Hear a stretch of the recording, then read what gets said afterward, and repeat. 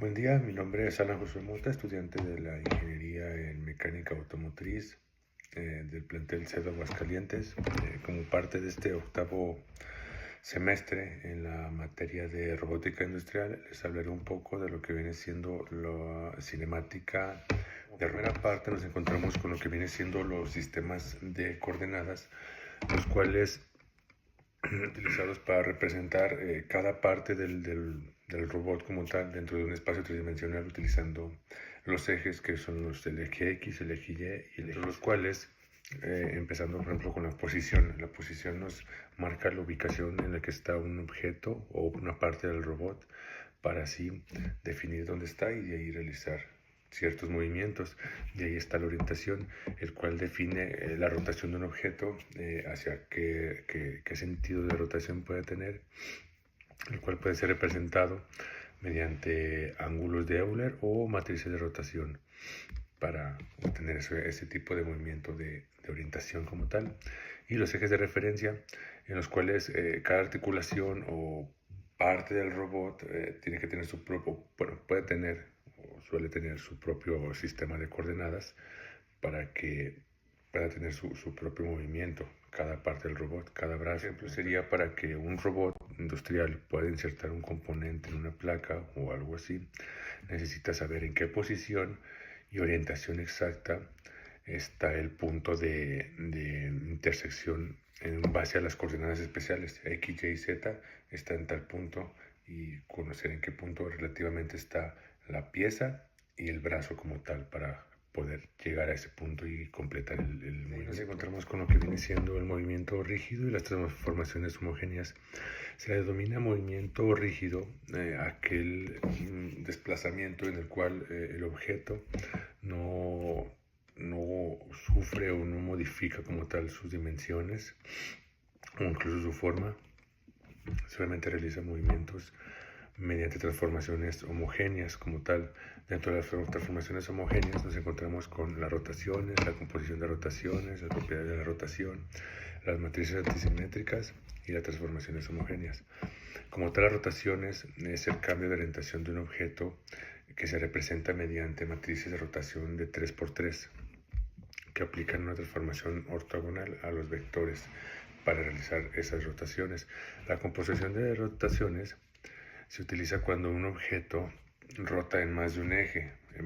Digamos, al momento de girar en un eje y girar en otro, ahí se utiliza una composición de rotaciones, las cuales se representan o se combinan mediante la multiplicación de matrices. De las características que nos encontramos en base a eso de las propiedades de las rotaciones como tal, deben de cumplir como ciertas condiciones, las cuales deben de ser que la matriz resultante de una rotación debe ser ortogonal, es decir, que su inversa es igual a su transpuesta, y además tener una determinante igual a 1. Que decir que de alguna forma deben de ser como inversos, de que regresen de una forma y otra. Por otra parte, encontramos lo que son las matrices antisimétricas, las cuales se utilizan en el cálculo de velocidades angulares y se representan rotaciones infinitedimensionales, las cuales variaciones muy mínimas, pero que aún así son importantes como tal para la precisión, que en algunos casos, en algunos robots, se necesitan como tal. Por último, encontramos lo que son las transformaciones homogéneas, las cuales son matrices de 4×4 que combinan rotación y traslación al mismo tiempo para transformar las coordenadas de un sistema a otro de forma integrada como tal, combinando el espacio tridimensional, las coordenadas, además de las matrices como tal. Un ejemplo es claramente cuando un robot o la garra de un robot se utiliza para realizar movimientos. Se utiliza un desplazamiento translacional en el que mueve o baja, y rotacional en el cual las partes de sus brazos como tal, los componentes, rotan y se trasladan como tal. A partir de ahí nos encontramos con la representación o el modelo puede llamarse el de Navier-Hartenberg, el cual permite elaborar la estructura cinemática de un robot usando una notación estandarizada. Este modelo nos permite como tal simplificar la descripción de la geometría con eslabones consecutivos. Este método de Navitt-Hartenberg se utilizan solamente dos ejes de coordenadas, podría llamarse, lo que viene siendo el eje X y el eje Z, dentro de los cuales se utilizan con 4 parámetros en el método de Navitt-Hartenberg, los cuales son el ángulo, digamos que se representa con las letras que es teta, la letra D, la letra A y la letra alfa, o también vi que se representaba con la letra omega, las cuales representan como tal, en base a cada coordenada como tal, o cada sistema que sería X y Z, se marca como tal el ángulo de referencia o el ángulo de movimiento que se va a realizar y el desplazamiento en cada uno, digamos XZ, eje X, teta y D. Eje Z va a ser A y alfa o omega como tal, y en cada parte como tal de esa programación, ese tipo de configuración, se va marcando cuál es el desplazamiento como tal y los ángulos que se mueve en cada ángulo como tal, en cada eslabón, en cada parte de lo que viene siendo el robot, cada parte, cada eslabón, cada brazo. Cada par de eslabones se representa con una matriz homogénea, como ya lo mencioné, que permite describir la transformación del sistema de coordenadas al eslabón siguiente. Va por partes, empieza digamos, de la base del robot, la parte que gira, y de ahí va concluyéndose por cada eslabón o por cada parte móvil, podría llamarse. Un ejemplo podría ser un robot de 6 grados de libertad, como los que utilizan en la industria donde sueldan, una soldadura. Cada articulación se modela con parámetros de Navitt-Hartenberg para facilitar el análisis y la simulación como tal de cada movimiento, cada función que va a realizar como tal el robot o el brazo. Posterior a eso nos encontramos con el modelo cinemático directo, el cual consiste en calcular la posición y orientación del efector final, que digamos, podamos definirlo así, la parte final de lo que es el robot, el brazo, el llamado efector como tal, en función de las posiciones de sus articulaciones. Tenemos las posiciones de sus articulaciones, tenemos que calcular la posición del efector, lo cual nos permite como tal, o nos da esas ventajas de conocer exactamente dónde se encuentra el robot en el espacio, y lo cual es esencial para simular y controlar el movimiento del robot. Un ejemplo sería, si un robot tiene una configuración conocida, los ángulos de cada articulación, digamos, conoces esos ángulos, el modelo directo permite calcular la posición 3D de la herramienta en el espacio del trabajo como tal. Teniendo estos, podemos calcular este. Por otro lado, nos encontramos con el modelo cinemático inverso, el cual tenemos la ubicación de este, pero la de estos no, en el cual tenemos que conocer o buscar cuáles son las ubicaciones o qué es lo que se tiene que hacer cambiar para que este quede aquí. Dice, este modelo consiste en determinar las posiciones articulares necesarias para que el efector final del robot alcance una posición y orientación deseadas. Tienes que calcular, como lo mencioné, estas partes de lo que son los brazos o las articulaciones como tal. Como parte de las características de este modelo es que es más complejo que el directo, porque puede tener múltiples soluciones o incluso puede no llegar a tener ninguna solución.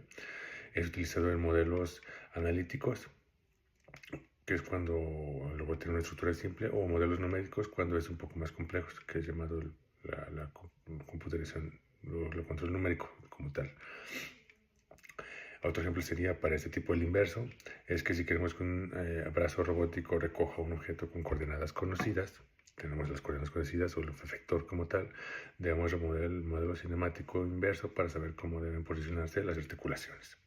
Es eso, al igual que el modelo cinemático de velocidad, en el cual describe las velocidades o la relación entre las velocidades de las articulaciones como tal. No sé, tenemos tres articulaciones, y el cómo estas velocidades o la velocidad de estas partes, de estas articulaciones, de estos brazos, afectan la velocidad del efector o la ubicación y el ángulo como tal.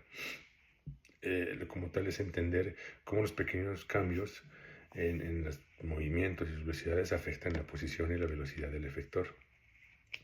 Para esto se utilizan matrices que son denominadas jacobianas para transformar el vector en velocidades articulares, lo cual en vectores de versiones coordenadas o cartesianas como tal, posición y orientación, ejes, coordenadas, x, y. Dicha matriz jacobiana, de cuanto a velocidades, ángulos, depende completamente de la configuración del robot. Un ejemplo sería cuando un robot transporta una herramienta que debe controlar su velocidad para evitar impactos, no sé, al momento de acercarse a algo, tiene que controlar como tal ese cambio de velocidad, de hacerlo más despacio, lo cual permite pues hacer movimientos o traslaciones, transiciones tal vez más delicadas. Con este modelo cinemático de velocidad se puede como tal con precisión controlar dichas velocidades. Por su parte, nos encontramos con el modelo cinemático de velocidad inverso, el cual nos permite calcular las velocidades articulares necesarias para que el efector, digamos, representándolo así, siga una trayectoria y a una velocidad específica. Es decir, como que se invierte el proceso del modelo cinemático de velocidad. Se aplica la pseudoinversa del jacobiano, de la matriz jacobiana. Por otra parte, encontramos lo que viene siendo la planificación de trayectorias, las cuales, bueno, definiendo qué es una planificación de trayectoria, es toda aquella secuencia de posiciones, velocidades y aceleraciones que un robot debe seguir para moverse de un punto inicial a uno final como tal. La trayectoria puede definirse en un espacio de la tarea mencionado en un plano cartesano o en un espacio articular en el cual se utilizan funciones polinómicas o interpolaciones lineales, cúbicas, cuánticas, lineales para garantizar movimientos suaves. Se utiliza también el tiempo, las restricciones de la velocidad, la aceleración y los obstáculos como tal, para de esta forma disponer si esa planificación de esa trayectoria, a qué velocidad, a qué ritmo y todo. Un mismo ejemplo que en el que di el anterior, un brazo robótico que trabaja pintura tiene que tener cierta velocidad, cierta aceleración y ciertos límites como tal, inferior y superior tal vez, o límites como tal, para de esa forma aplicar completamente como debe de ser el terminado como tal. Por último, nos encontramos con lo que son la programación de funciones especiales de sistemas robóticos industriales, los cuales son capacidades adicionales que mejoran la eficiencia, la inteligencia y la adaptabilidad de sistemas robóticos industriales, tales como visión artificial, control de fuerza, toma de decisiones condicionales, la interacción hombre-máquina. Dentro de la visión artificial nos encontramos que dicha visión permite a los robots o escáneres identificar piezas, leer códigos y verificar calidad de partes como tal. El control de fuerza se utiliza para obtener controles precisos de fuerza para aplicaciones que son pues, más delicadas en tareas de manipulación, de ensamblaje, pues como tal manipulación de objetos frágiles en los cuales al momento de que se aplica mucha fuerza pues puedes llegar a dañarlos o romperlos o algo. Necesita cierta delicadeza en ese control de fuerza. Dentro de la toma de decisiones condicionales encontramos que el robot puede adaptar su comportamiento dependiendo del entorno. Si detecta que hay una condición que no está dentro de sus parámetros, puede hacer una corrección o incluso descartar a realizar una acción, dependiendo, por ejemplo, si una pieza está mal colocada, realiza una acción o una programación como tal.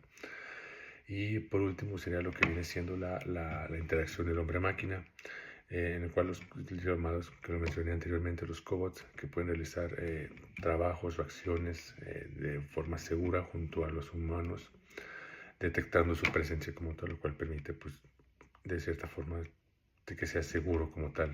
Eso sería como una programación, una función especial como tal dentro de los robots industriales. Un ejemplo sería una línea de producción de electrónicos en el cual un robot puede inspeccionar cada circuito con visión artificial, detectar los fallos que haya y rechazar automáticamente las piezas sin que haya como tal una presencia o una intervención humana. Y pues nada, creo que sería todo por este tema de robótica industrial. Gracias.